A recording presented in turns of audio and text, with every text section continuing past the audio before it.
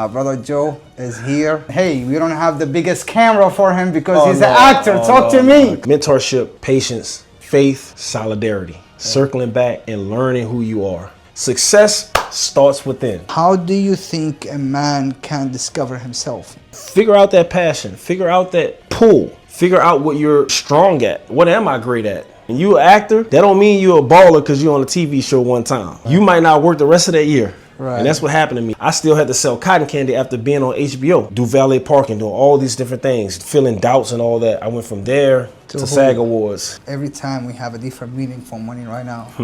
Yeah. So what money means to you now? Money will expose everything about you and everything around you. What it takes to become a good actor? Don't act. Acting is, what I've learned, is the ability to behave truthfully in an imaginary situation.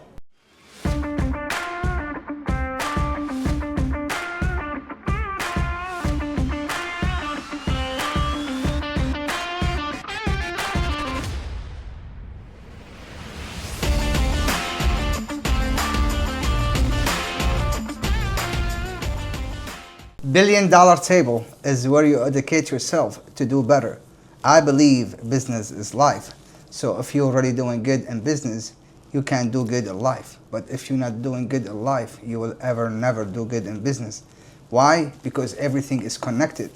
And we are here to figure out. Because when you know more, you can do more. And when you do more, you can have more and become more.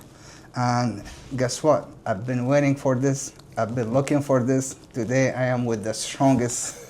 Listen, my brother Joseph, my brother Joe is here. And hey, we don't have the biggest camera for him because he's an actor. Talk to me. Come on, man. But he's here, and I'm grateful for him and for his time. Thank you, brother, so much for coming. I appreciate you, man. Seriously, thank you so much, man. Absolutely. And yeah, man, let's get to it. Yeah. A lot of people, a lot of people know you, but they don't know who you are, right?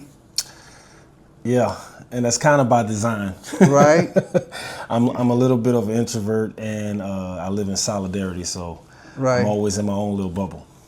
Right. But I'm intentional about what I show and everything like that. But it's all good. Today, I'm gonna kind of like reveal a little bit of who I am, and yeah, and it'll be a good experience for that. Yeah, it'll be something new for me. Yep. So who is Joseph, brother? Who is Joseph? Who is Joseph? All right, so my name, Joseph, means, so I obviously have a biblical name, so newsflash for those who don't know where Joseph come from. My name means God will increase. Right. So I like to live close to what my name represents, and I like to bring value and be a walking well. So I like to fill people's lives, when I have an encounter with them, because you carry a presence. Right. When you live a fulfilling life. Right. You have a presence with you, and when you do have a presence with you, it'll be noticeable, and people will start to recognize that you do have a presence. So I like to represent a person that fills people's lives and increase in value, and I like to give. I like to give something. So who I am, I'm a person that I mean when I say. So a person of integrity. I'm big on integrity. Right. I know we have contracts, right, but there's nothing greater than an eternal contract, because my contract is with God, my word. Right. So when I say something, I mean it. Right. Obviously, legally, you don't be foolish. You have a contract. Right. But outside of the paperwork, I still have the intentions on doing what I say. Right. So I'm a person of integrity. I'm selfless. I like to help others. That's one of my biggest things. I like to make sure that I'm helping someone else. So selflessness, integrity, and bringing some type of light. I like to bring light to, I like to see myself as Joseph being someone who brings light in darkness. Right. And also visionary. I'm a person that likes to envision and go for the biggest things I can, in my mind. So I'm big on hope and belief and not pie in the sky, but I would say executed hope and belief, and so that's who I am. So that's how I live my life, and being authentic, real, Right. all the way through.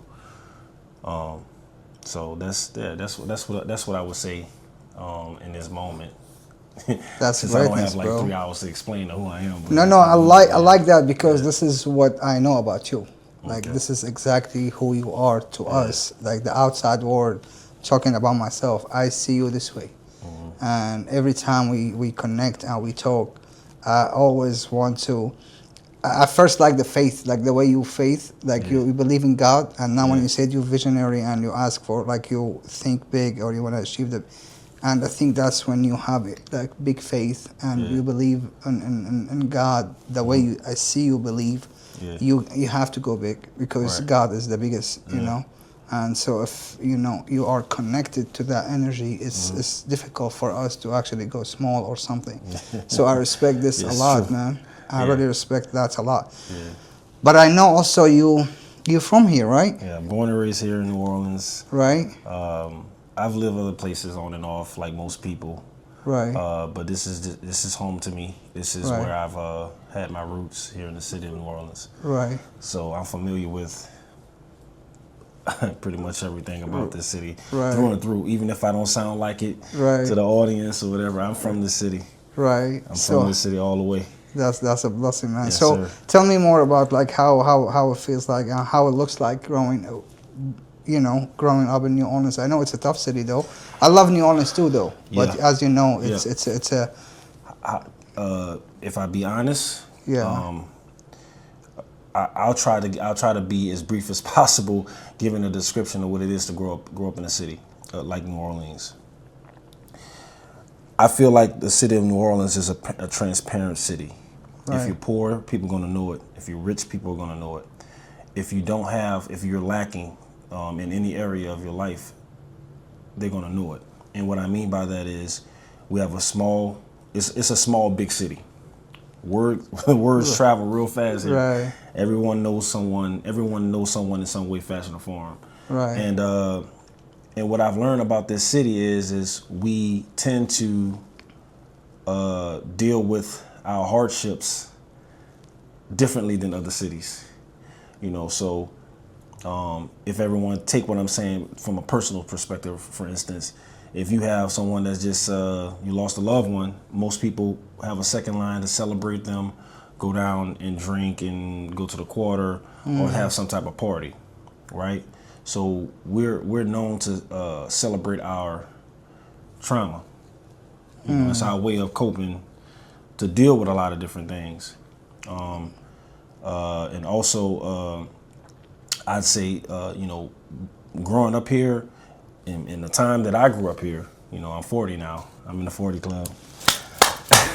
I just made the 40 club a looking month 25 ago. at 40. Talk to me, bro. Come on. So when I God grew bless, up, man. yeah, thank you. When I grew up here, it was really, you had to if you didn't have someone to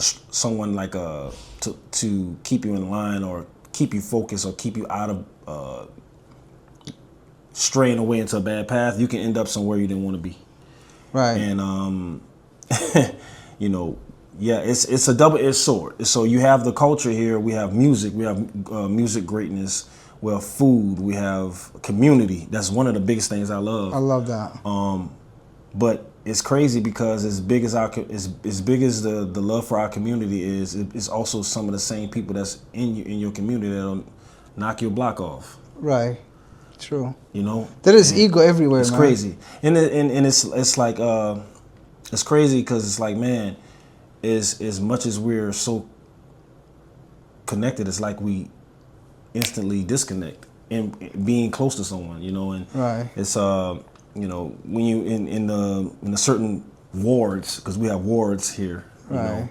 I grew up in the 9th ward and the 8th ward, went to high Right. school in the 7th ward, and then went to college uptown, Right. the 10th ward. So These are all voting precincts, by the Right. way. This is basically Different where levels, you vote. Where different- you vote. It's basically Right. where you vote. But when I grew up, it was like, where you from? Right. You from that nine time. You know, if you Okay. from if you're eight ward, you're eight ward animal. If you're seven Right. ward, you're seven ward hardhead. That New Orleans Right. coming out of me right now. Yeah. But I mean, all these things it meant something to you when I was growing up. You know, I'm not in the streets or nothing like that, but I did grow up in these streets. Right. So I didn't get consumed and get involved in it, but I still had to walk these streets. Right. I still had to catch that RTA, that Rita, Right, from right. high school to here and there and everywhere. Right. To the Plaza, to the Grand Theater, to all these Okay. different places in the city before Katrina Right. and things like that. When I wasn't, and I didn't have a vehicle, you know. So Right. I'm well versed in how things roll around here, and Right. you know, people rep they rep where they from here. Right. They take pride in their city in terms of where they're from. Right. It could be a good or bad thing though, because it can be costly. I'll leave it at that. It can be costly based on what you're into. But there's nothing wrong with like taking some type of ownership or pride into where you're from, having a love for your city. Of You know, course. obviously that's a good thing, but what I mean is just the flip side of that. No. And growing up in the city is it can be challenging because when you start to get outside of just the fun side of now I'm getting ready to be a little real. Right. When you get outside of the fun side, like the parades and the drinking and the partying and being able to walk through the street with your alcohol, and I don't even be drinking, but I'm just talking about the things people are involved in.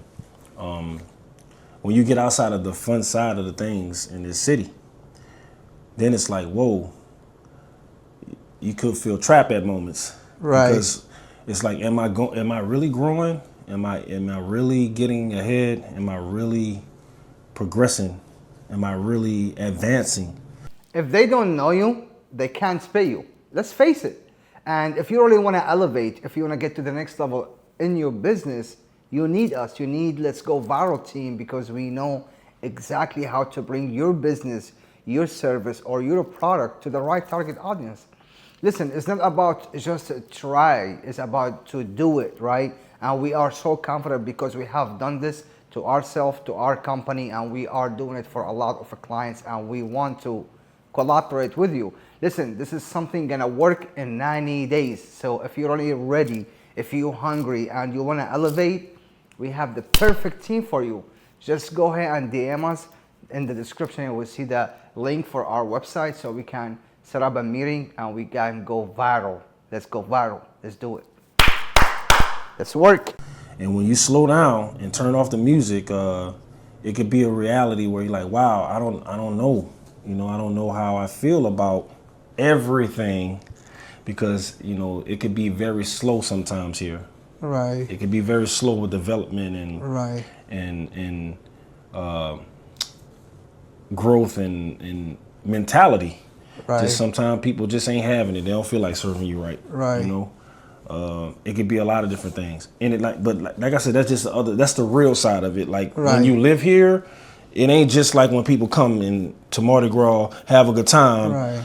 do what they want, and be a different person here, and then go to where they live, and they can be that attorney, that doctor, that representative, like Right, nothing right. ever happened. When you live here, you see all of it. That's right. You see all of it. So that's why I was the first to like give kind of homage to the culture, like you know, the second lines, the Super Sundays, the music culture, the food, the community, how people talk to you.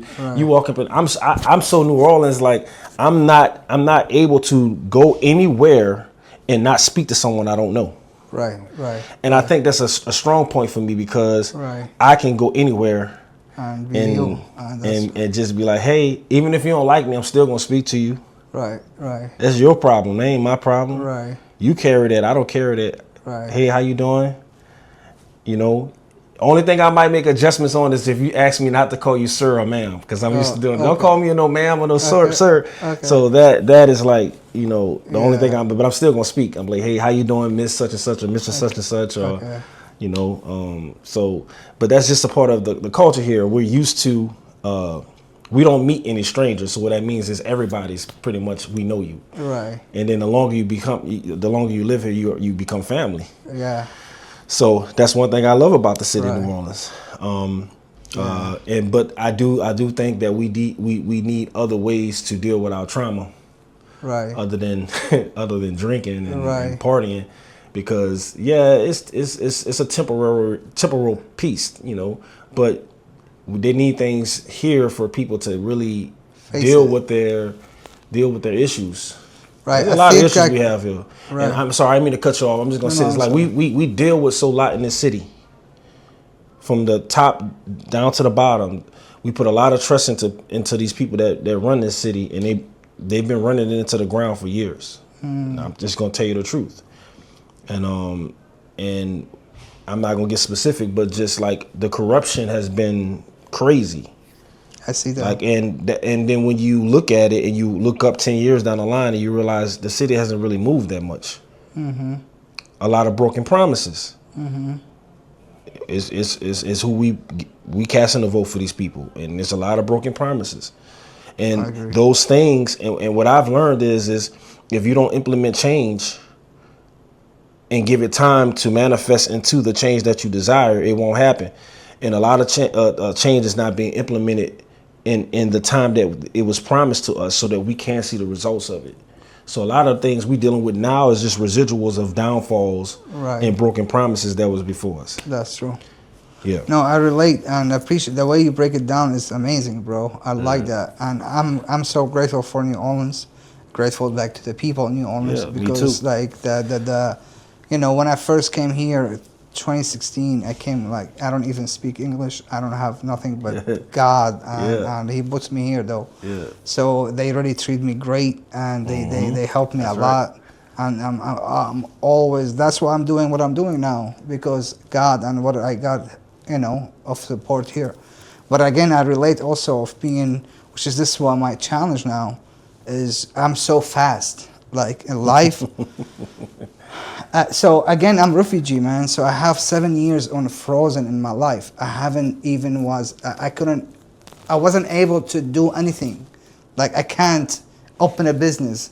I can't, I can't do no movement. You know, I only can learn something, read, that's what I always do, reading. But I couldn't move. Like you can't do nothing just because you are a refugee at that time. So, you know, when you at least like a lion outside like the cage, or like a dog, let them go. Yeah. That's what happened when I got here. I'm like, damn, let me show you what the fuck I can do. Right. You know? So I'm so grateful again. So when I got here, I'm like, okay, it's time. So I run, like in my mind, I always want to get that, like whatever I missed in that 7 years. So now when I'm grateful, I'm building a team, which is sometimes like, hey, you two go, like whatever. I'm like, hey, oriented. Like, yeah. He's like, why you focus too much on the business, not on, I'm like, what you want me to focus on? Like, give me something better to focus on. And so here where I misunderstood in the culture. Let me help you. Right. It's the big easy, bro. Right, yeah, I know. Fast pace isn't our specialty. Right. That's not what we're specializing in. Right. We don't specialize in getting results quickly. Right. That's just not what we do here. Right. I'm not trying to be offensive, but if we really sit down and think about it, look at the streets. They start a project. It could be a good hot year or two before they finish it. That's right. You know, you start a project, a building or development. It could be a good 3, 4, 5 years. Before they finish. You know why? Because some kind of way the funds was lost. They walk up and got lost in the theme park, and we trying to find it. Right. We still trying to find all the millions of dollars in jazz land. jazz land. You know what I'm saying? Like, it's crazy. Moving fast is not our specialty. Right. I'm not saying that we can't get things done eventually or we can't produce anything. But if you're coming to push people who are used to being in a certain type of environment and climate and pace of life, you're not gonna get the results you're looking for. It's not New York, man. It's not like fast pace, you know. It's just not. Right. You talking about people man, I don't have, man. You talking all that noise, man. I'm tired. I just finished working 50, 60 hours this week, and you trying to get me to do what in my off time to be great? Right. It's just how people is, you know. So I understand what you mean. You And trying I to hit the respect- ground I running, still but respect you that. got people that may hold you up Right. because you need a permit, or you need them who's in position to Right. move fast for you, and they ain't moving fast. Right. They're not. They're not about. You Right. can't hurry them up if you try it. Yeah, you're right. You know, so that's one of the Right. things that I think that we can fix in this city Right. if we cared enough to do it. I will. I mean, I promise we will. Like, I Yeah. think God purpose for me is to change. Yeah. And I change, I mean, in God's name, like every business I worked for or any place that I've been around, I truly believe that God allowed me to make a little, even like 1% better, you know? Wow. So I don't know how big I can go, but what I know is I will do my best to give back the city because that's Same. what Same here. that's what happened. That's you where know? your heart is. Yeah, because you can't, like, I'm grateful where I came from. There is nobody did what I got here. Mm-hmm. Like my car, my first life, my first business. So how you know what I'm saying? You can't just take. You Yeah, gotta you give. cannot take. You You know, can't just that's not only who we take. are. Like, no, that's Right. not who we are. no. And you know, like another thing about this city is it'll make something great out of you. Yeah, for sure. We have some Yeah, of the for best sure. some of the best competitors Right. in the world here in New Orleans. Yeah, People are competitive here, Yeah. like for real. Yeah, I mean, I don't compete though. I collaborate. Yeah, That's yeah, me. I know. I don't like it. And I appreciate. I also collaborate, but I also know the competitive nature Right. is That's really right. strong here. Right. Because people are always in survival mode. Where does Right. that come from? People Yeah. have to survive from nothing here, man. That's right. They don't know if they're gonna walk down the street and That's be right. okay. I agree. They don't know if the lights gonna stay on. Right. Like they trying to hope. They hoping that the people don't turn it off within the next 2 weeks so they can get their money and That's keep right. their lights on. So people True. always in a hustle mode, always in a survival mode, always in a go mode, but you're still moving slow because you're not getting anywhere.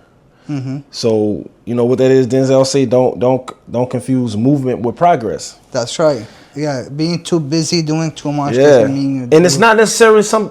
And hey, I'm not shooting. This ain't a shot at the people, not necessarily. Like there's a No, lot. no, I mean, no, everybody got to the take mindset, ownership though. of their own lives and how they handle themselves. But a lot of this was handed down. You know, a lot of this was a trickle down effect.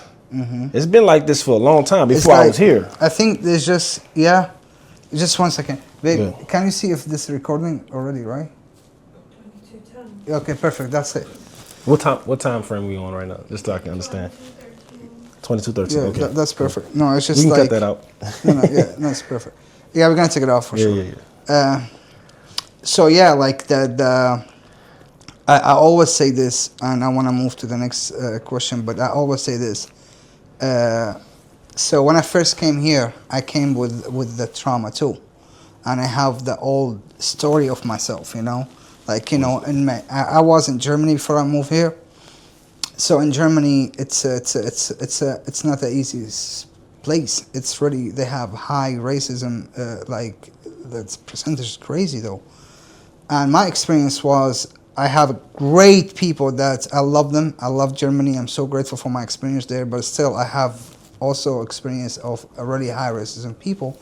So when I came here, I have a little hard time with who I am. Like I have to heal myself, and I didn't even know that until I just start moving around here. And I'm like, wow, like you're Arab, you're Muslim, you short, you know what I'm saying? All this, and you broke, and you're refugee, and the news talking about you, the people talking about you, people afraid of you. And so I start to understand that my first move, I need to not to bring this story to my kids. Like right now when I have a kid, the reason why I have a kid after 9 years old of my marriage, because I had to heal myself. I cannot tell him who I am. I can't tell him the old story though. I cannot, transfer the old energy and trauma to let him go out afraid, ashamed, or he can't even, you know what I'm saying? Wow. Because it was so hard for me then to accept who I am. Then when I did that, I'm like, okay, with the anger I have, with all these challenges, I'm like, hey, now can become a good father with like, you know, and that's what You want to break those generational curses, man. yeah, that's what I think. Yeah. Here in New Orleans Yeah. too, I feel like so much people moving with the old energy that they had from their parents or somehow. Which is why I said it's not necessarily their fault too, because a That's lot what of I things is think. handed down to us. I definitely agree. Our ideology, how we believe, how we Right. move, how we function, That's true. how we do everything, whether that's like, Right. it don't matter whether it's your education, your politics, Right. your like whatever, however you move, Right. it's based off of how you grew up, man. That's true. A lot of people can outside of the city, everybody in the world can Right. somewhat agree to that, but it's Right. really prevalent here. Here, that's true. Here it's really heavy. Like culture is everything here. Right. They sell culture here. Right, and that's why I always And say. if you come against the culture, you are out of yeah, in trouble. you're cursed. You know, You're cursed, yeah. So you have to really know how to move. Right. You have to know how to move here in the city. Fact, and I think like right now, I always like this is for my brothers and like every man out there.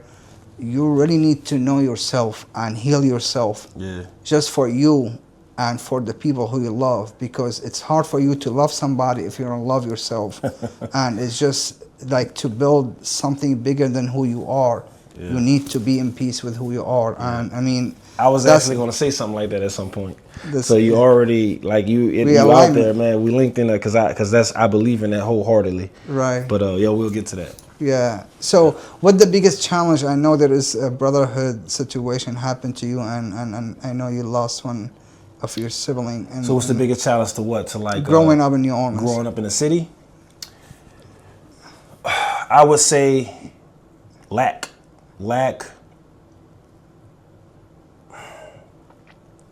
When you don't have much, you know, you don't get there faster. So you're forced to work harder. So in working harder is more challenging because you got That's to work right. more harder than someone who has more than you. That's right.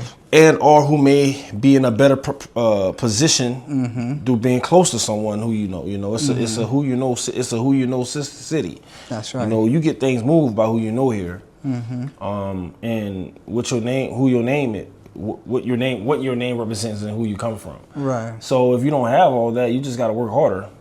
But I want to say it's more than just a challenge. I want to say challenges. It's lack. It's fear of failing.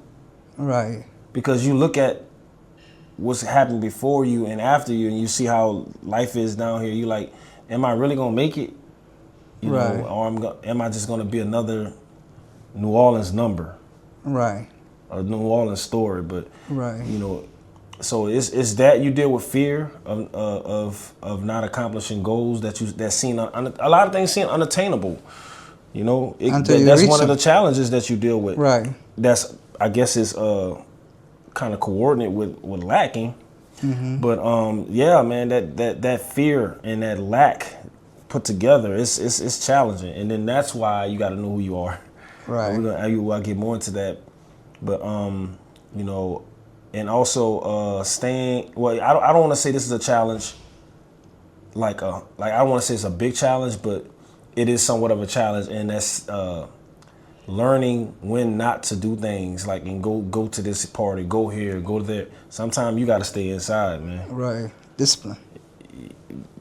Staying disciplined Right. is another challenge. People, Right. it sounds cliche-ish, and it's Right. because we hear it all the time.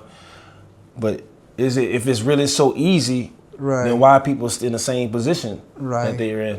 If Right. discipline is so easy. Yeah. It's not easy to be disciplined in a city like New Orleans. I know. You got your people hitting you up. I know. You hit a second line coming out. You almost want to come out the house, hey, and start. You know what I'm saying? you hear it coming out. You know, it's easy to get unfocused. Right. Distraction. So yeah, distracted. Yeah. And so that's a challenge. True. When you live in a city like that. If you ain't living in Maine, you're not living in some off-road area. You're not even living in like, I don't know. I'm not talking down on the city, but like you're not living in no like city like Nevada, Las Vegas or something. right. You're not.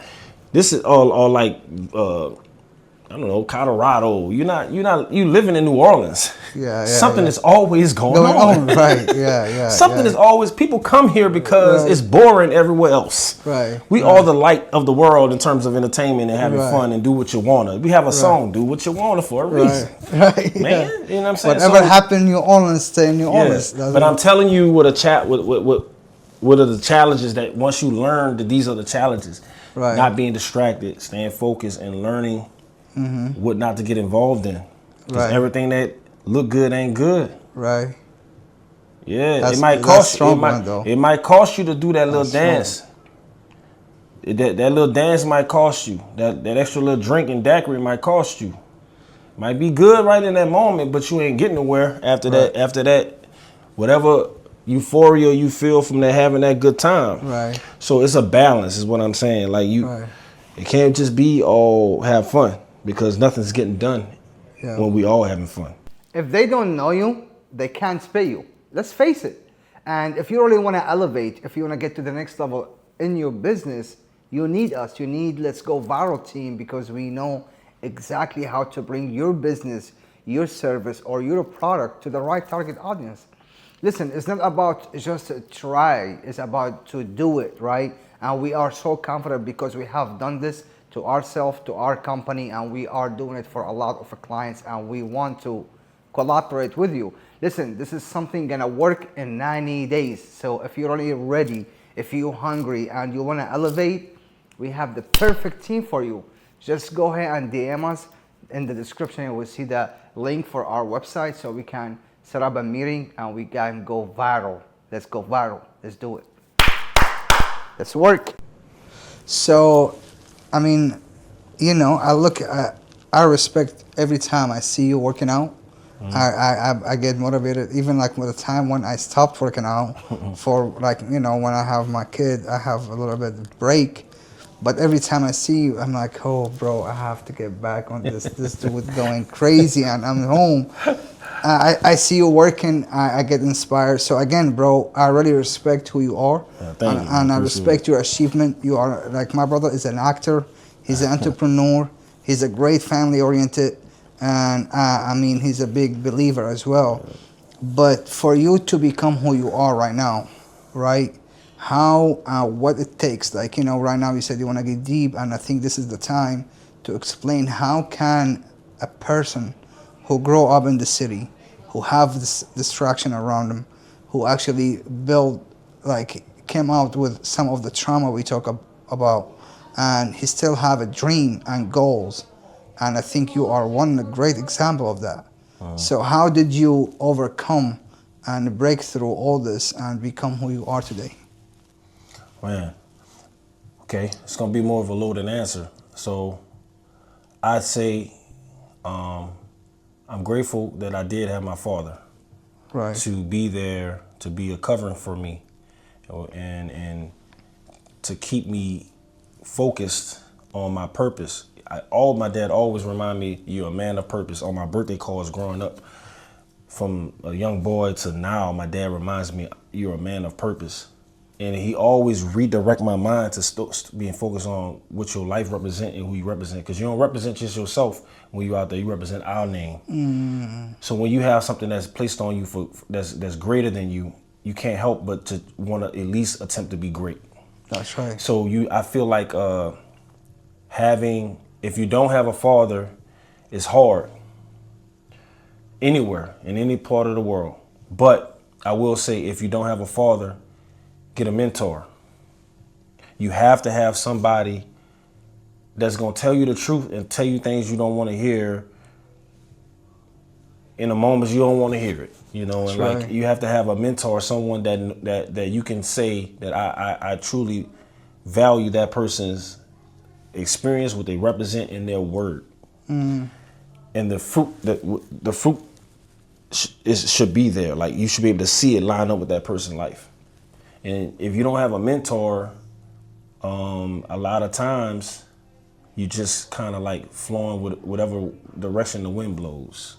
Autopilot. You know, and I think that's an issue, not having someone to guide you and give you mentorship. Another thing I would say, once you get a mentor, Stay close to the fire. Be in close proximity to the person that is in the expertise or area that you want to be successful in. You have to be in close proximity to them. You can't just be every now and then texting the person or just, taking it like it's not it's whatever. Nah, you really need to be invested in. You need to be invested in.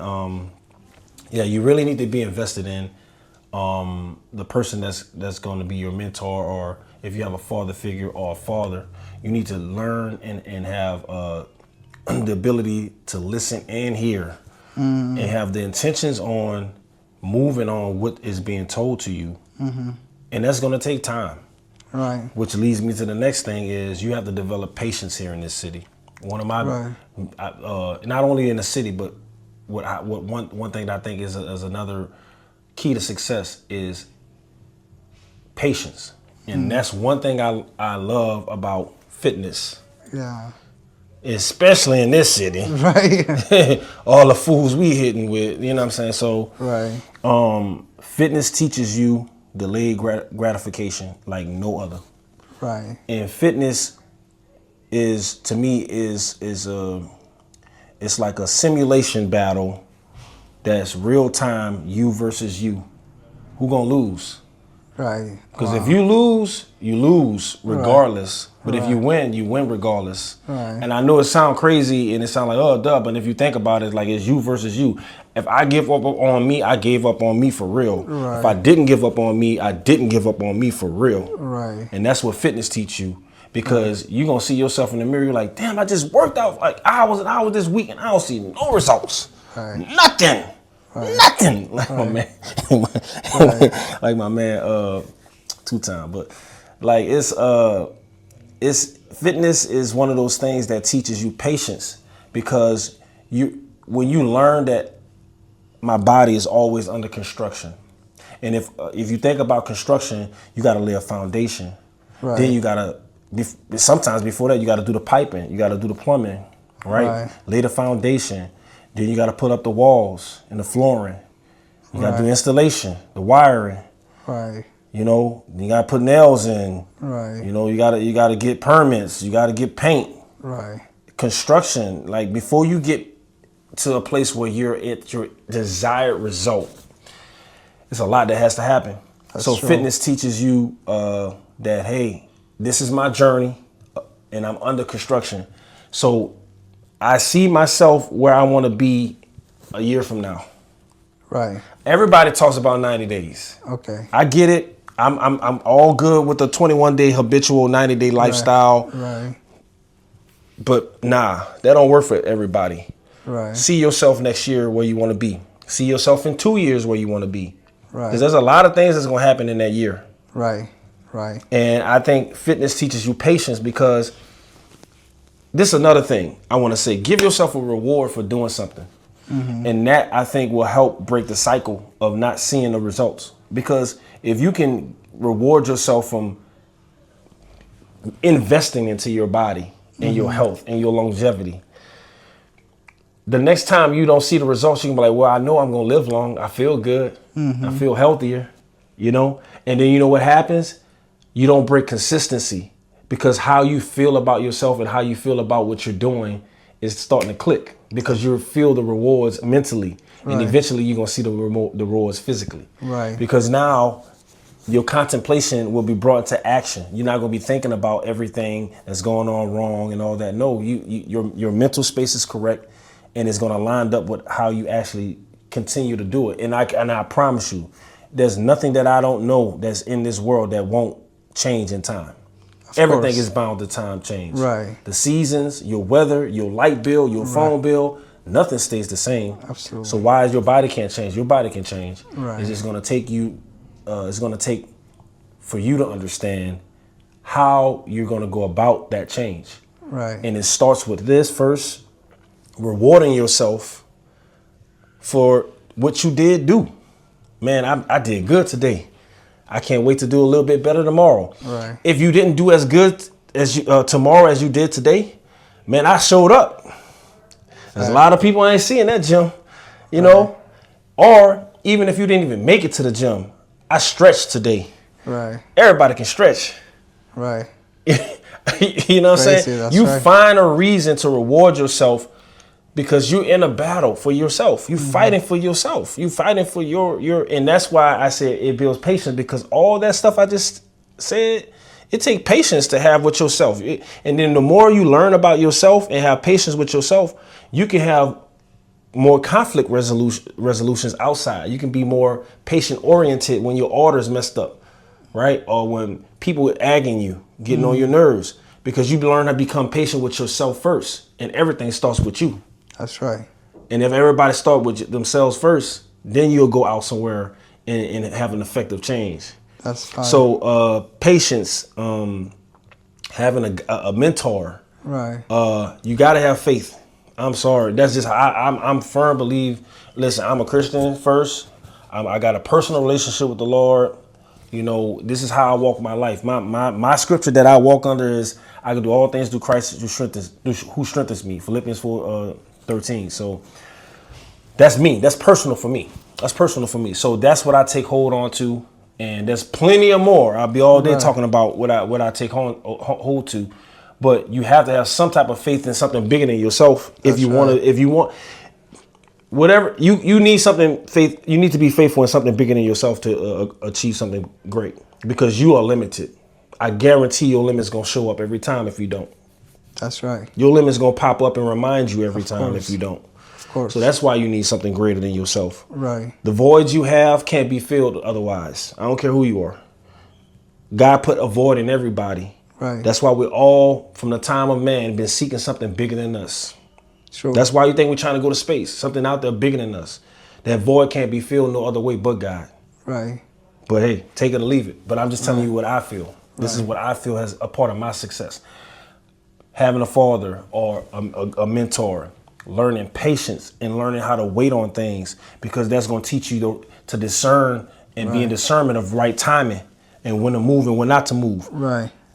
You know, and having faith, having faith, and then that's gonna teach you to take the weight off yourself when you see your failures. You're like, cause God got it, God got me.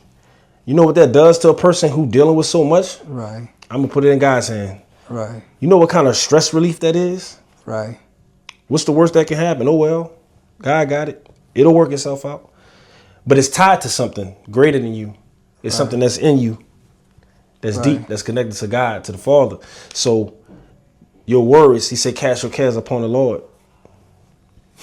His burdens are light and his yokes is easy, you know what I'm saying? So, or vice versa. But I cast my cares on God, man. Look, when things get too hard, after I feel like I done everything I can, man, look, I'm not about to pull my hair out. No way. I ain't doing it. So that helps, especially when you in pursuit of things, because there's going to be more challenges on each level that you grow. Right. So, each level you're going to have to learn how to just put up whatever. God got me. Right. You're going to get to that point, bro. So, mentorship, patience, faith, and I would say solidarity. Okay. Circling back and learning who you are. You got to figure out who you are, man. Right. Because if you don't learn who you are, someone going to... I'm going to say it like this. If you don't expose your weaknesses, someone else will exploit your weaknesses. Wow, that's fire. So That's true. I'll say it one more time in a way maybe people can hear it for the people in the back. If you don't expose your weaknesses through meditation, through time, through learning yourself, God might bless you with that great moment that you've been praying for, believing for, fighting for, working hard for. But I guarantee you somebody will be there to exploit it.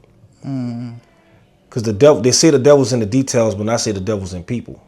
And he's just sitting there, planted, waited to show up at the right time. Devil more patient than people. He'll wait 10, 20 years to destroy you.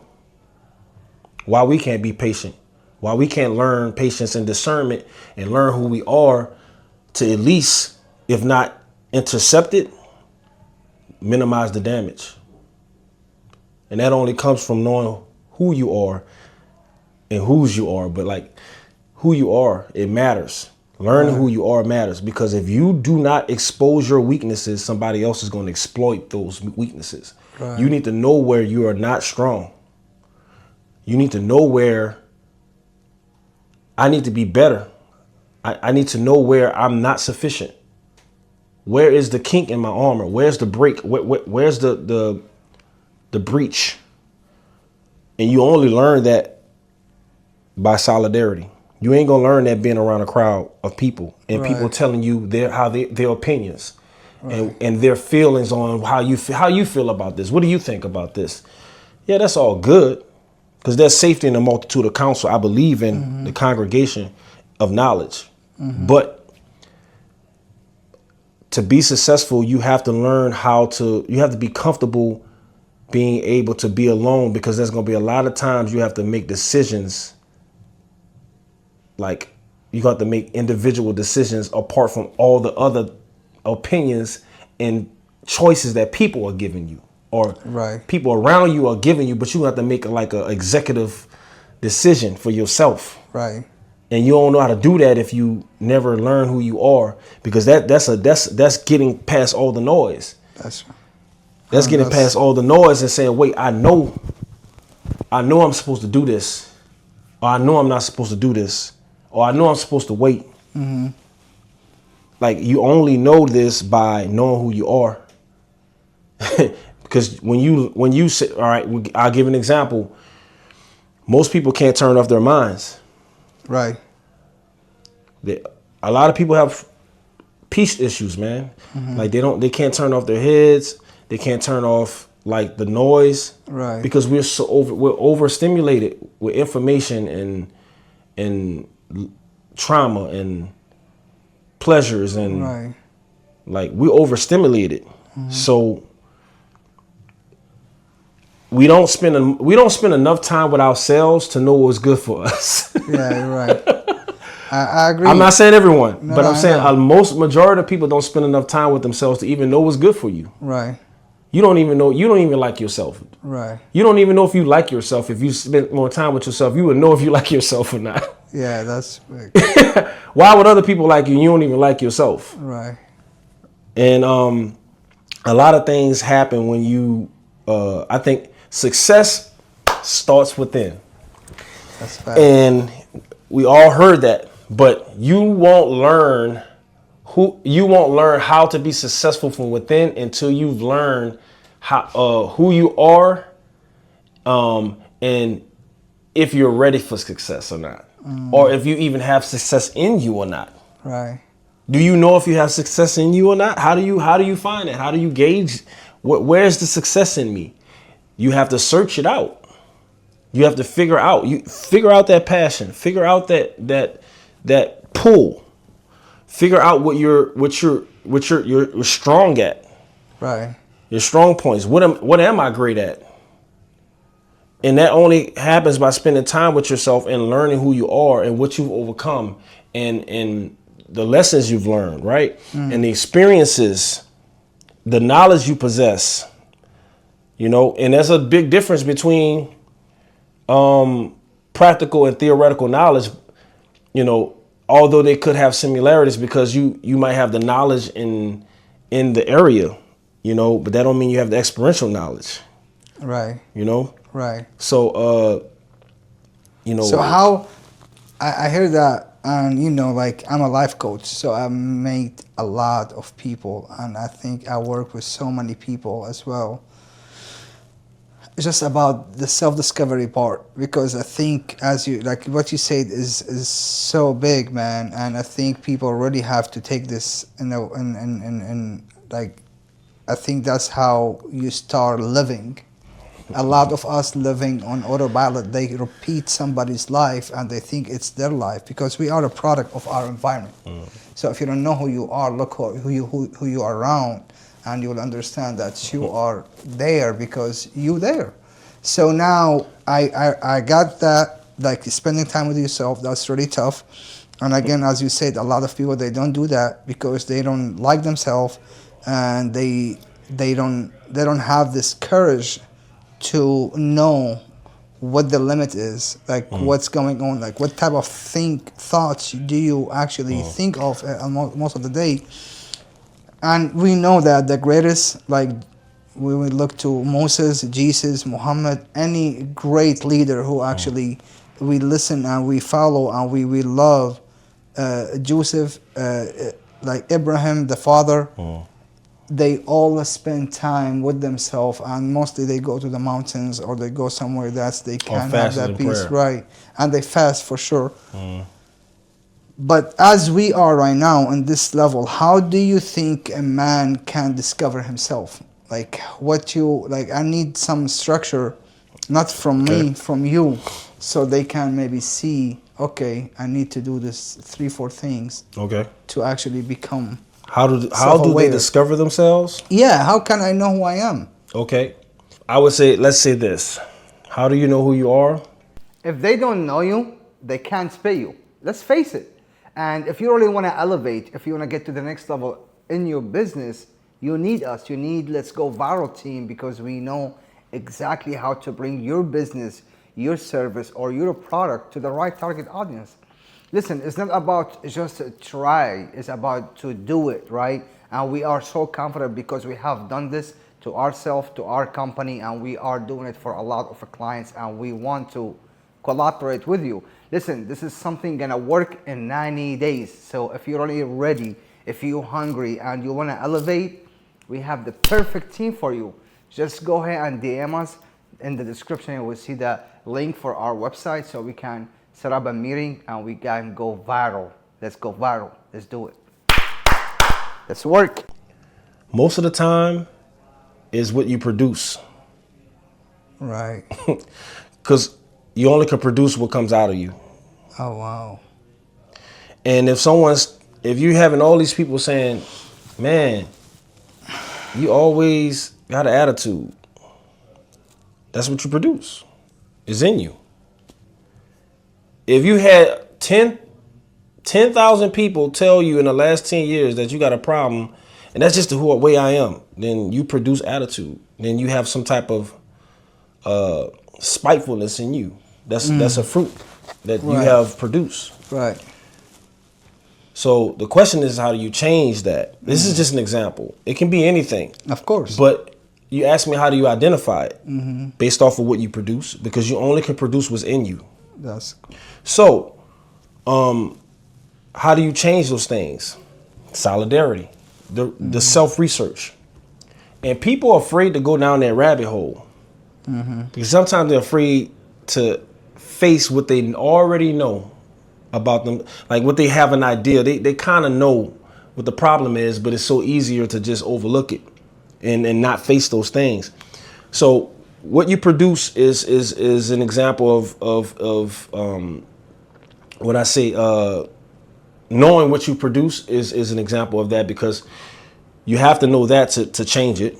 Yeah, right. Like how, like, because again, I have my own structure, but listening to you right now, and I think you are, I know spending time with myself is gonna teach me about what I feel, right? What I think, right?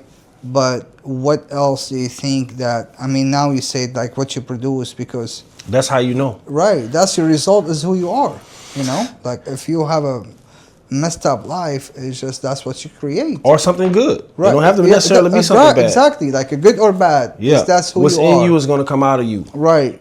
Right. I don't care. Time is going to. Oh, wow. That's time, great way, you see? Time is going to.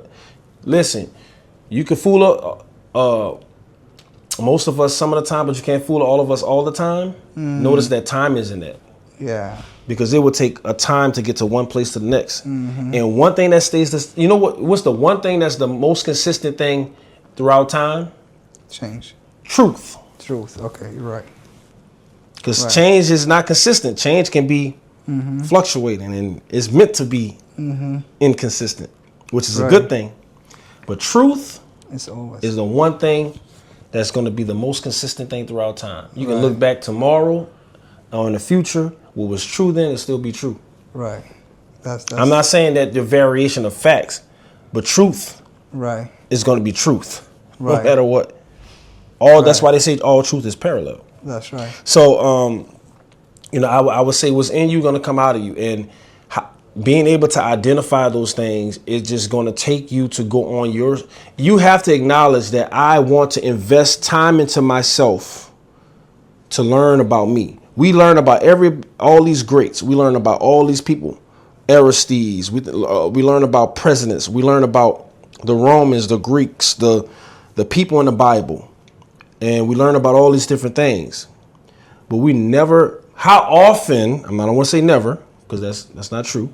How often do we really learn about ourselves? Right. To know where we fit in this history of life. Right. Where do we fit in? You don't know what part you can play because you don't know nothing about yourself. Yeah. What's the first rule of following the map? Locate where you are on that map. Because how do you know to go north, south, east, or west? You don't know where you at on the map. That's right. It's the same thing about your life. Right. You don't know what place you can play in this world because you don't know who you are. Right. And most people struggle with the lack of identity than a lot of different things. Right. You'll be surprised, like how we dress up when but they don't know who they are. They don't. Right. That's why I said, okay, knowing one way to identify is to see what you're producing constantly. Why is this always popping up? This is in me. Right. The next thing you need to do is get into solidarity to search these things out. But then you also need to get in close proximity once you found some things about yourself to someone that can help you with those things. Right. So now you need someone that has experience in those things that you can learn from to help you address them. Right. But the first part of identify them is sitting alone and watch them manifest or be aware of what's going around you. And so you can see the manifestation of these things. Right. And then now you know how to address them because now I can put a name on it. I could target it. Label I can isolate it. Mm-hmm. And now I know, okay, is this something that I like about myself that I can make stronger? Or is this something I dislike that I can eradicate out of my life? Right. That's powerful, man. Yeah. That's powerful. And I like the way I like the way you said it because mentorship in my life has been like one of my biggest blessings in life. And I always tell myself I'm a great student because I always want to learn from anything around me. And the way you said it also, you have to listen is just amazing because a lot of us, they hear, but they don't listen. They hear the information. They hear you see that dude, he did this 1, 2, 3. But he told them a big gem that they can shift the whole entire life if they follow it. But they don't listen. They just hear that. And listening is different from hearing, though. And listening means that you follow it with action. Okay, now I understand what I need.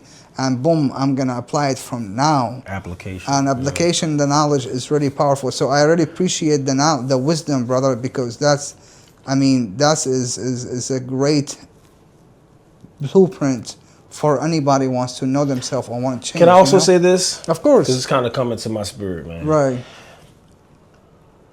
It's okay to forgive yourself because none of us are perfect. That's right. And true. And I need to add that in here, because let's be real. Like, we all deal with disappointments. I mean, and it's okay to forgive yourself, right, for your failures, and like for not being where you thought you should have been by now. Mm-hmm. Forgive yourself. Thank you, bro. That's great. Yeah, that's a big one. Because if you constantly replaying your failures, that's just another thing that's a weakness that'll be exploited in you. Right. Because somebody's gonna see, you don't have no confidence. Right. You have all the money in the world. Right. You don't got no confidence. Right. I'll press you and break you. Right. So, like, it's okay to forgive yourself for your failures. And then once you learn how to forgive yourself, it's easy to forgive others. Yeah. Because I feel like everything starts with you. You can't give love until you experience it from within and know what love is. You learn about love, but you have to have love in you to give it. 100%. You have to have forgiveness in you to give it. Mm-hmm. That's a different topic, but yeah. Yeah. But what I'm saying is forgive yourself And it'll be easier to forgive others too. I'm not saying it's not going to be easy all the time. Right. Because it depends on the level of what you got to just let go. Right. But, you know, you don't need to be drinking poison wishing that somebody else die. Right. Or get sick. We know the cliche is term. Right. But it's true. Right. How many of us do practice like just immediately instant forgiveness? Like, I'm just going to leave this here right now so I don't have to think about this for the next 2 weeks before I'll be off on somebody's head. Right. Because that's a process. Forgiveness others, I think it's good for us more than others. It is. It's all for you. Like, it's all for me. It's all for you. Right. And then you know what the crazy part about that voice in the head or that little deviant little contrariness about ourselves is we think by holding on to it, I ain't letting it. Wrong me. I'm telling you that right there will cost you a lot because it will be deep rooted. Right. It will be in your blood. You will pass that on to your child if you're not careful. That's true. That'll be in your blood.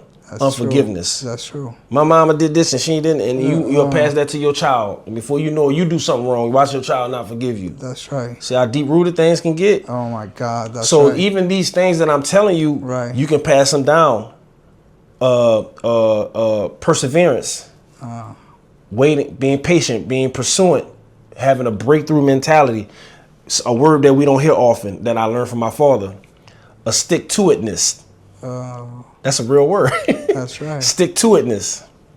Having that attribute and characteristic about yourself, no matter what, I'm sticking to it.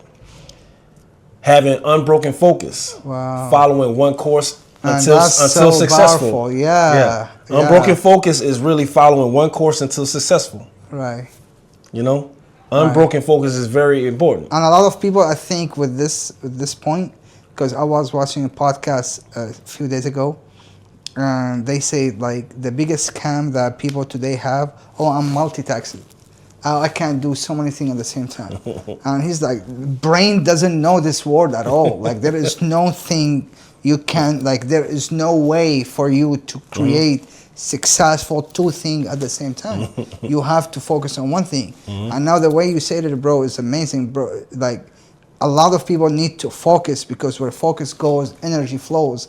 And if you focus on what's wrong, it's gonna be there, and if focus on what's right or on solution. So with that being said, once you learn that and you add that to your arsenal of who you are, right, to what your name represents and who you are on the inside, isn't it easy to teach those that follow after you how to focus? Yeah. Because now you've overcome that battle. And because you have it too. Because you have it inside. You can't give something you don't have. Can't give nothing you don't have inside you, which means you can't. Which means you only can produce what you have inside of you. Right. So this is what happens, man, with spending time with yourself. Oh, you always give me greatness. Every time I see you, I call you the greatness. Because you manifested it, bro. I love that. I love the way you break it down, bro. And I see that. Man, so my brother got the award yesterday. I see it. And I mean, hey, man, congratulations for that. Yeah, man, so I'm grateful. He's talking about the award for best stunt performance for motion ensemble and Sinners. I got another SAG award. So that's powerful, man. Congratulations. I'm grateful, man. I'm grateful. I just feel like God will place you where you need to be. Right. I had a mentor, man, named Nito in the stunt industry when I was coming up. Right. And he always told me when I would get frustrated, because I trained 2 years, nobody would like hire me as a stunt person. And I was a struggling actor, selling cotton candy in an arena in the Superdome. I did that for like 15, 16 years. I was paying for my books through college. I went to Tulane. I was blessed to go to Tulane. Right. And I paid for my college books selling cotton candy. I would work the Tulane football games with those empty stadiums selling cotton candy and like hoping that I can get better and have a dream and do things in pursuing of it. And and in doing these things, you learn a lot about yourself, of course. And I would be selling the cotton candy, and I'll be see a commercial that I'm on and feeling like, damn, I'm on a commercial, but I'm selling cotton candy, feeling broke and feeling less than, you know what I'm saying, and all these different things. And I just would pursue it. No one would hire me when I find. You know what? You know what's crazy? That's what I was trying to get at. I was selling cotton candy at the game, and there's a brother named Guy Fernandez. I would have so much respect for this brother. Yeah, he don't even know, man. He's a real good father. He's one of the realest persons that I ever met. He do what he say he gonna do. Right. He's like so unfake. He ain't got a fakeness in him. Right. And he a proof producer. Right. He produced what he say.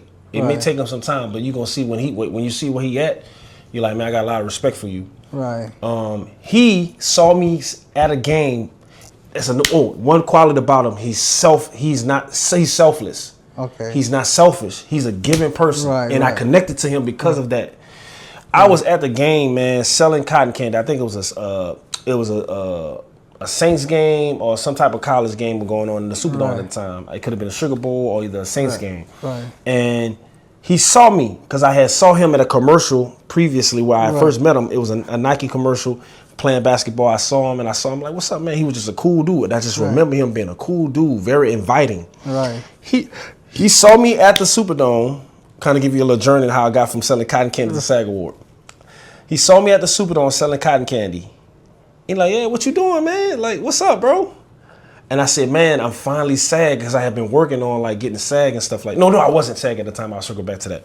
He was like, man, what you doing, man? I said, I'm just trying to pursue my goals and all that, and as an actor and stuff like that. Because he saw me at the audition, and he know what I did. He was like, man, why don't you try stunts? I'm like, what's that? I don't know what that is, man. I don't know nothing about no stunt. Like, only thing I know about stunt is like Lil Wayne stunting like my daddy. You know what I'm saying? Like the song. So he was like, man, like all you need to do is be SAG eligible, and this is what you need to do, man. Like, but it's easy. You could just like, you athletic, you play sports, man. Just become a stunt person. And at the time, he was doing stunts on G.I. Joe, the movie. So I knew nothing about it, but he sparked something in me. And long story short, I became SAG eligible. And then once I became SAG eligible, because I had finally got on HBO and I got on some stuff, and after all my hard work and pursuance, I finally got in a position where I'm eligible, which means consistent meets opportunity. Right. So I got the opportunity through the consistency. Right. And now I remember he said that, because now that I know I'm SAG eligible, I saw him, and this is another crazy thing. Just because you get this for all the people out there who don't really know how it really works. When you're an actor, that don't mean you're a baller because you're on a TV show one time. All right, you might not work the rest of that year. Right. And that's what happened to me. So I experienced that. I still had to sell cotton candy after being on HBO, Treme. Wow.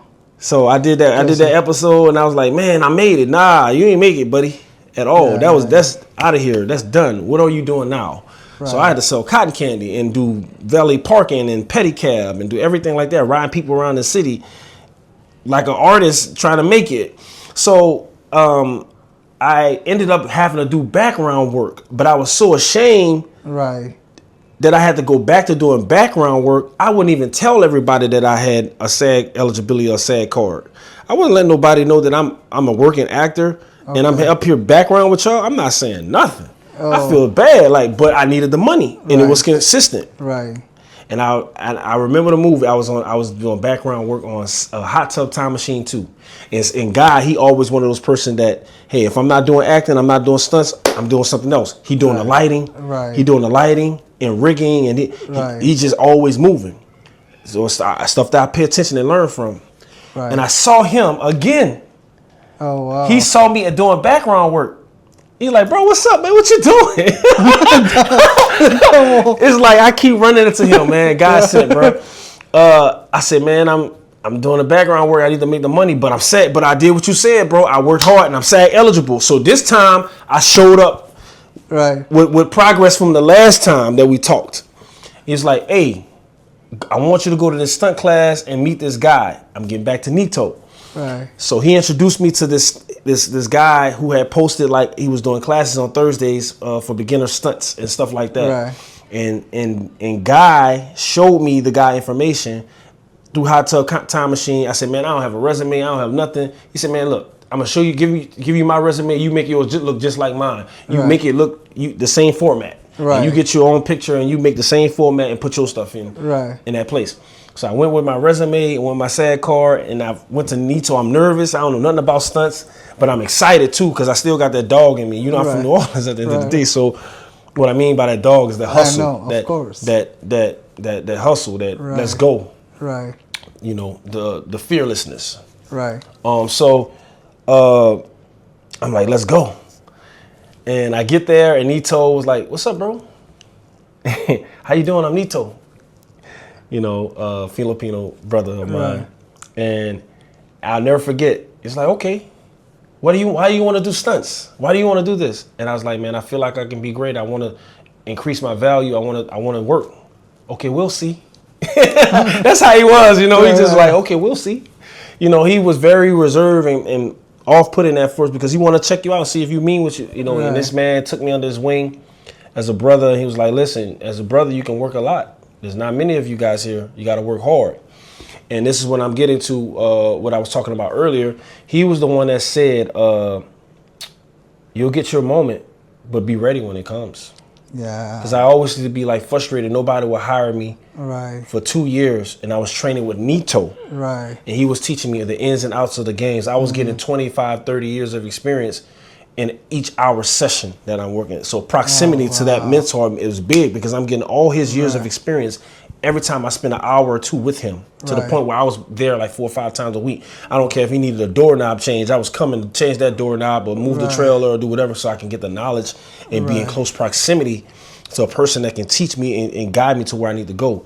And I would get frustrated because I was working and training for 2 years and no one would hire me as a stunt person. Right. He said, don't worry, bro. You'll get your shot, but you better be ready. Right. And he always told me that. Don't worry, bro. You'll get your time. Don't suck. Just don't suck. I'm like, all right, got you. Come to find out, years passed. He ended up getting a choreographer position, and I ended up doing my first stunts as a Terminator on Terminator Genesis. I did motion capture. So I did all the robotic movement and all the featuring in terms of how they move with robotics and stuff like that. Right. And movements and stuff with motion capture for Terminator Genesis. I was T-800, me and 6 other guys. And after I got that credit and that experience as a stunt person, from there, I started getting other jobs. It came in slow. I still had to keep training, keep working. Right. But from that point on, no one could just like throw me to the side. Now they were starting to listen to me. And then I got my first job from another coordinator who came to his gym, who was using this gym. Me again. I'm in the right place, right time. I'm training. This guy he wants to use his gym, and he said, "Who's this guy?" Before you know it, I got my first time. Doubling a major league actor. Right. On Underground.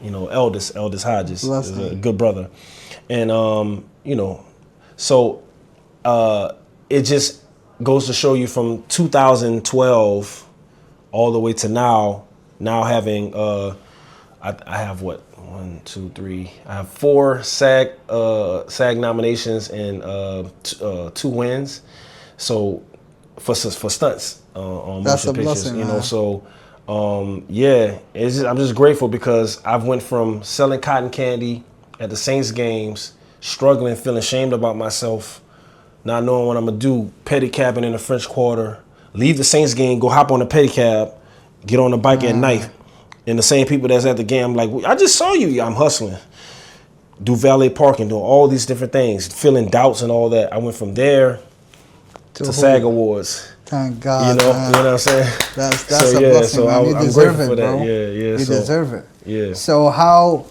you know, I mean, you just say that, you know, you have time when the money was tough, right? And there is different time, like every time we have a different meaning for money right now. Yeah. So what money means to you now? Honestly, money means power, influence, and ability. Money just means a way, to me, money means a way to affect people with favor. Because if you have the power and the influence and ability, you can affect changes, whoever person you come in contact with in life. Right. I can affect change. I can be the favor in your life Right. through power, influence, and ability. That's true. That's what money is to me. Now, also, I am aware that money is an entity because people worship money. People do anything for money, bro. Right. Anything. Right. And I understand that money's an entity.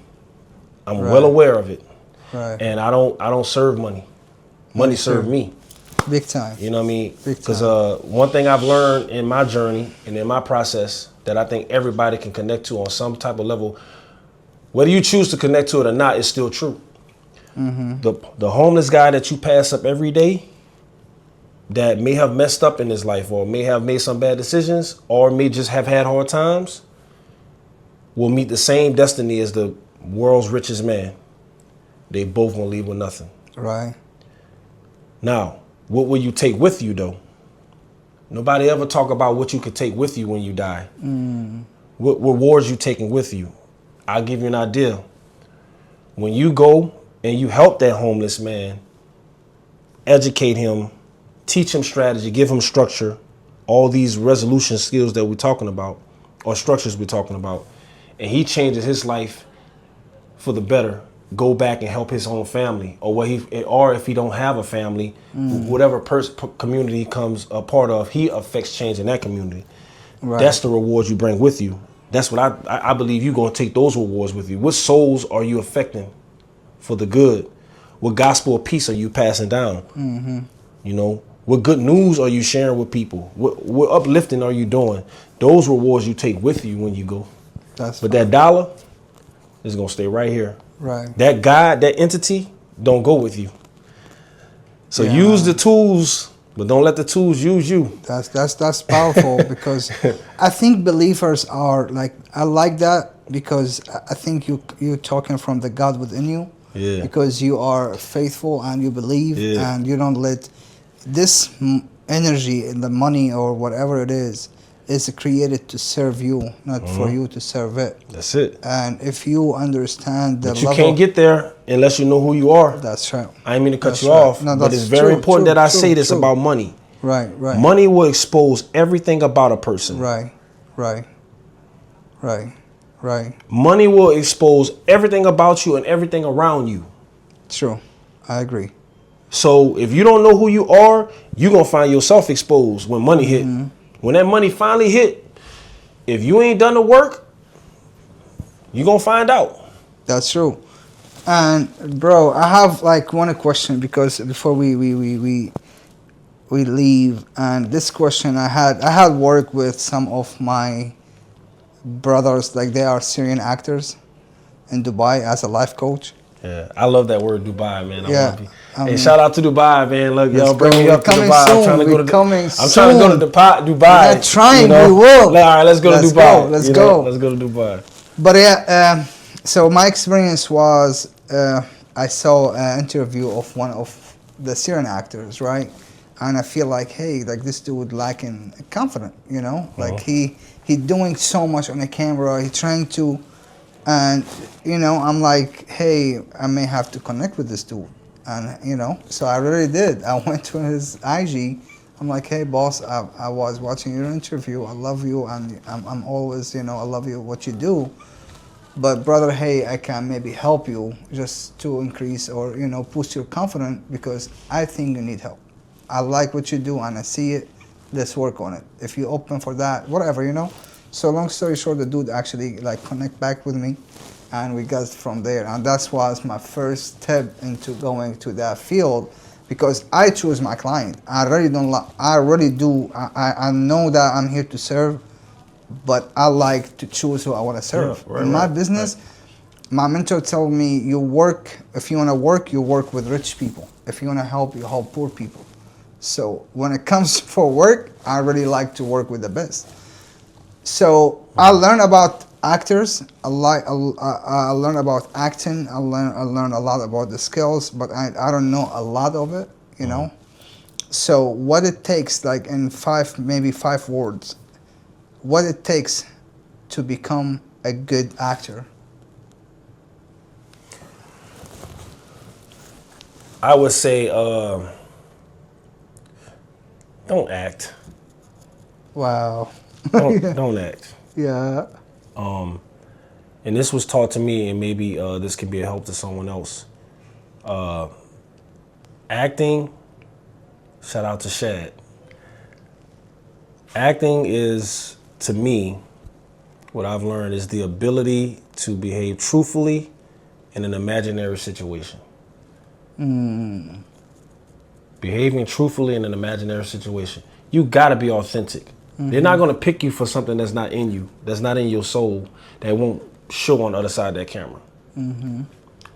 They want to see what's in you, because the character that you're playing, you're not gonna, you can't convince somebody of something that's not real. No. They know fake when they see it. Right. That's why they say, "Oh, I don't like that man. He's acting too hard." Right. So you become what you portray, Yeah. and the only way to become that is you have to pull from somewhere. Right. Right. So sometimes it take investing and depositing those things in you. Right. Got to be careful what you let in you, though, That's right. because you want to get out. But you have to have the ability to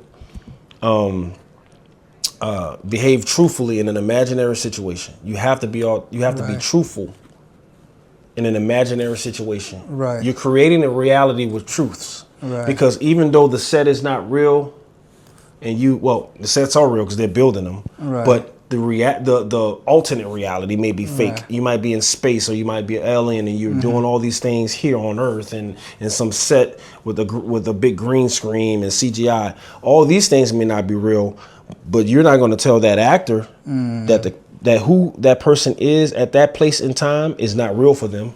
It's a very real experience. That's right. So real to the point it'll go home with you if you don't know how to get rid of it. Right. Yeah, I agree. Some doors you have to know how to close. Right.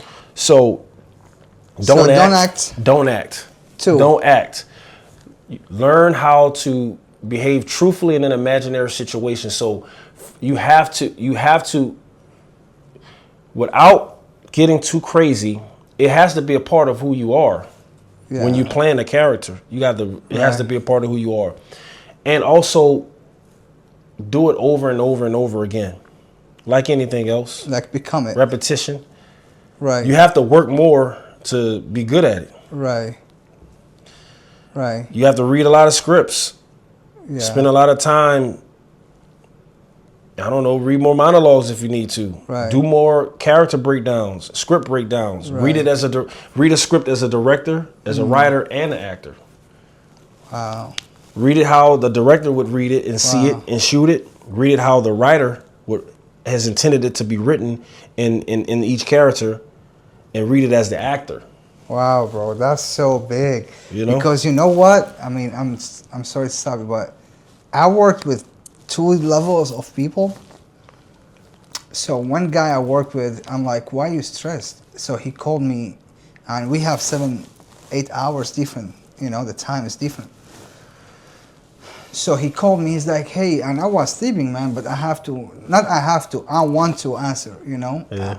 So I answer, I'm like, hey, everything's fine?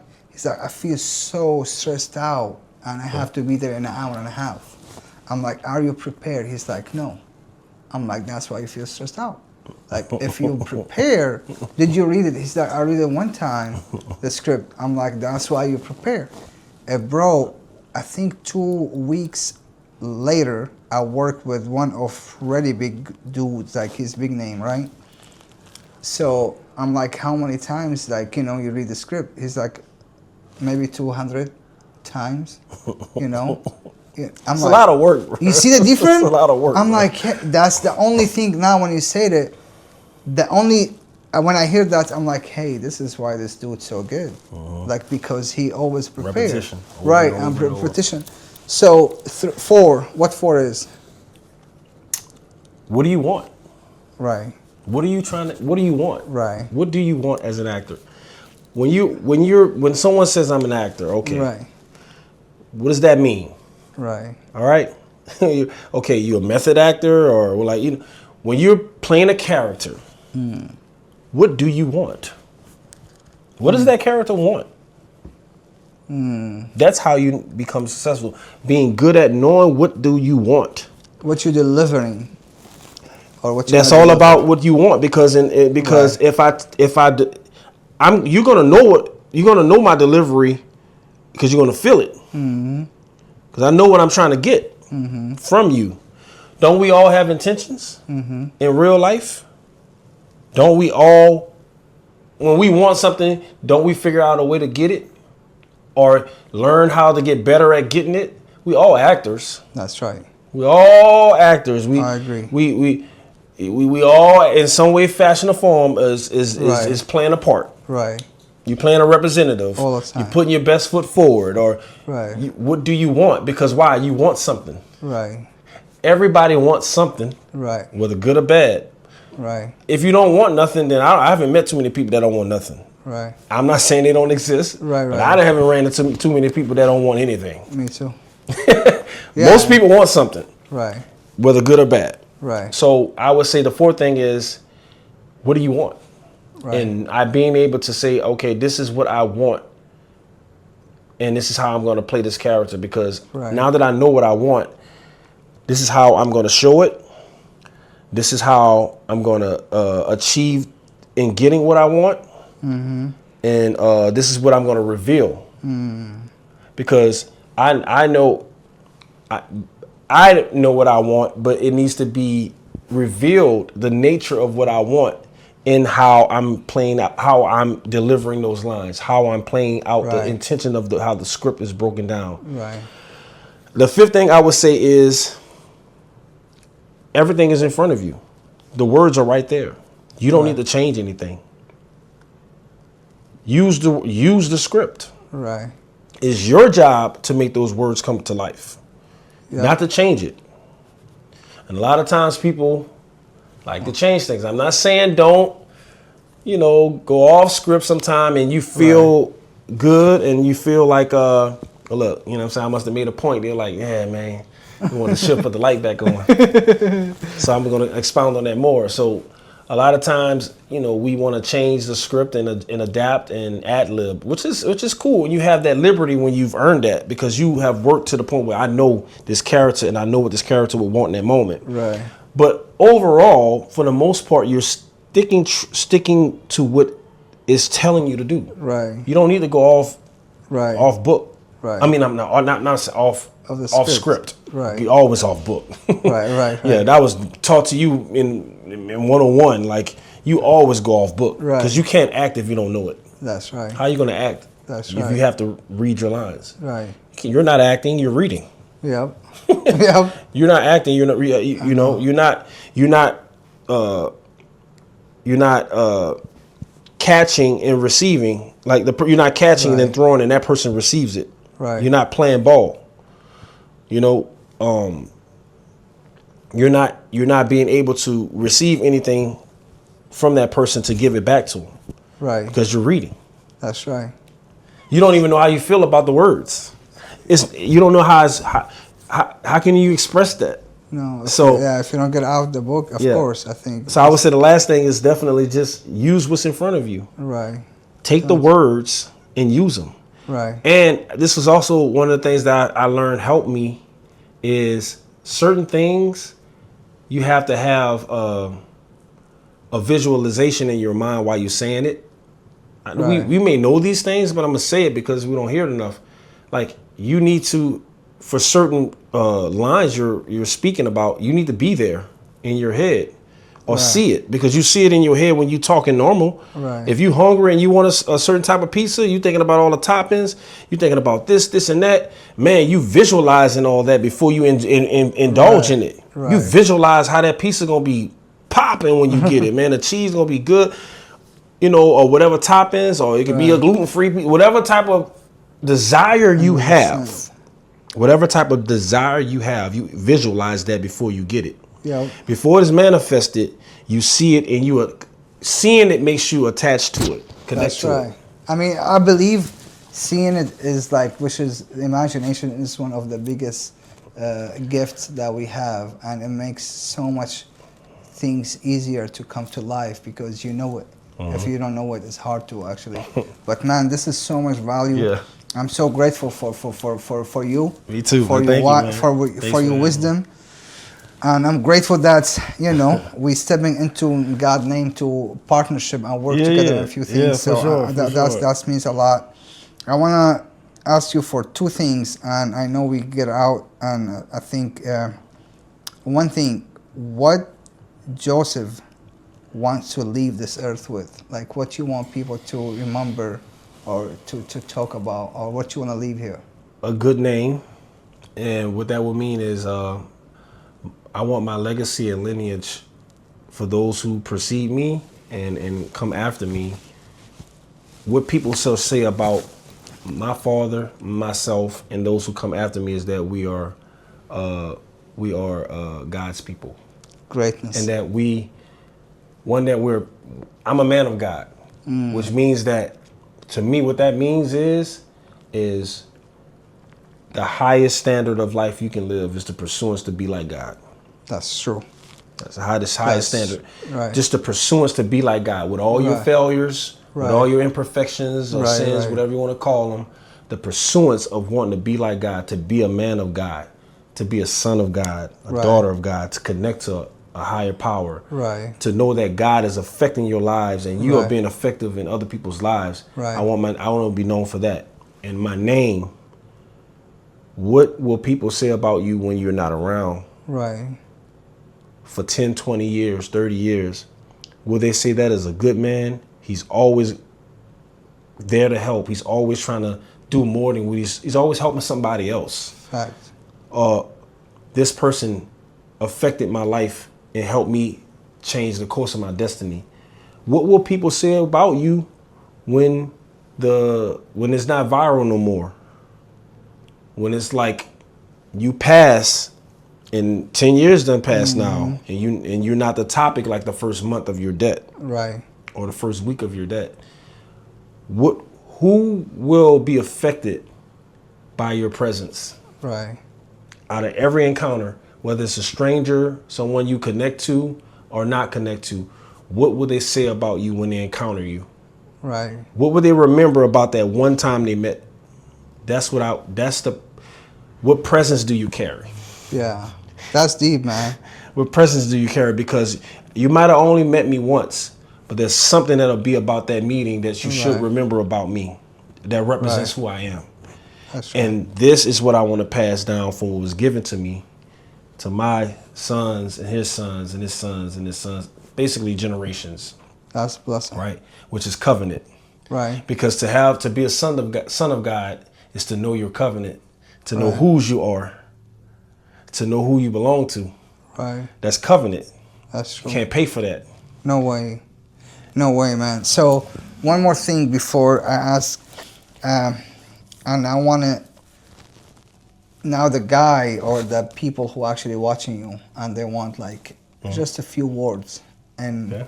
to inspire them or motivate them or tell them something that you want them to. I know there is so much wisdom that you give in this episode, but if you're gonna leave everybody right now in one message, quick, what it could be. To inspire them. Okay. Yeah. I would say approach each day as if the clock will end on you. So you give your fullest and you give 100% of who you are when you're doing something with people. Be 100% genuine. Be 100% real. Be 100% giving. Be all in on what you do, because you don't know if having partiality will cost you, because you don't want to have the regret of saying, I wish I did. So give 100%. Live a weight-free life. There's no need to hold on to offenses. Right. You're going to get offended. Somebody might get offended by something I said, and that wasn't my intentions. But Right. live a weight-free life. Don't live a life where you're carrying offenses, because I feel like if you can live a weight-free life, that's less of the battle that you will have to fight in your mind for your peace. Because your peace, the greater the peace, the longer you'll be good at what you're doing, because you'll be in a state of focus. So carry peace and not offenses. I would also say is, outside of giving 100% and doing your best and having peace, go for that vision and dream, even if it has gotten to the point where you feel like it is impossible. Still try. Develop a new vision and dream, because there's more than one. You don't have to be stuck with the failures of the last goal. You can make a new one, because that gives you purpose to live and pursue something. Because if you don't have purpose and hope, that's a dangerous state and place to be. You have to have the hope of tomorrow. Don't live in darkness and your past and depression, because your failures is constantly reminding you of how far you haven't gotten, and looking into your future saying, I'll never get there. Cast those doubts out and remind yourself that a new day is a new day to believe and a new day to receive. God did. Bro, that's a blessing, man. Thank you so much, brother. So now I know you are well connected. You are one of the people I always say that I look up, motivated by. And who is 3 people that you think would be great to have him on this podcast and you're willing to connect us with? Man, Yeah. dang, that's a long list of people. That would be great. I would love if I can get Guy Fernandez, the guy who helped me get to where I'm at, on this podcast. I would love to get some of the people that, like Nito, Guy Fernandez, people that helped me get to where I'm at.